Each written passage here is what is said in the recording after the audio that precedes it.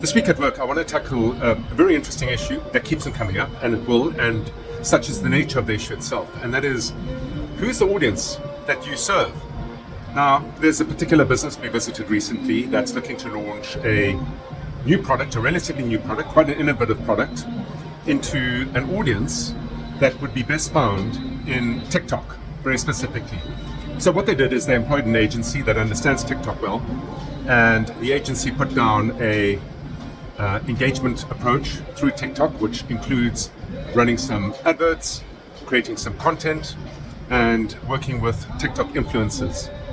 And the structure itself is pretty well articulated, and on the face of it seems useful, seems reasonable.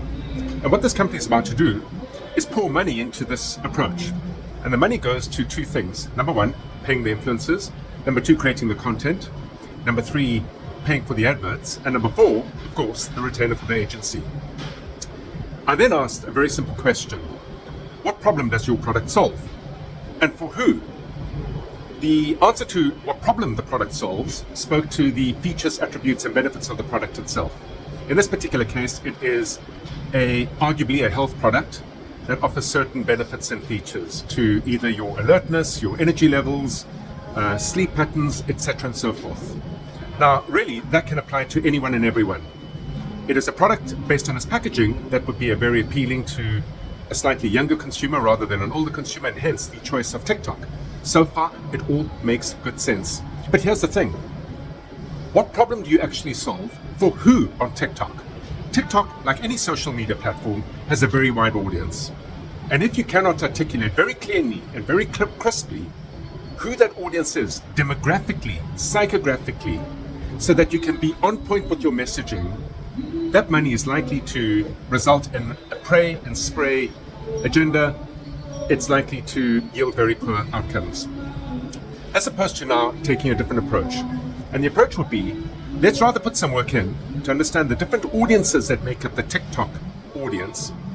And let's understand how we distinguish ourselves from competing products by looking cleanly at the audience we reach, understanding what resonates with them in relation to their health requirements, their alertness requirements, their sleep requirements.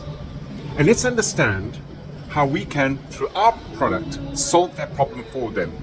So instead of broad brushstrokes talking to the attributes of our product, we talk to the problems that that audience would experience, and in a language that that product or audience can identify and relate to. Because here's the thing, to the extent that you can get your marketing media to reach the audience that you serve well, have that audience feel understood before they care to understand what you have to offer, the likelihood of getting a return on investment on any marketing effort is massively increased.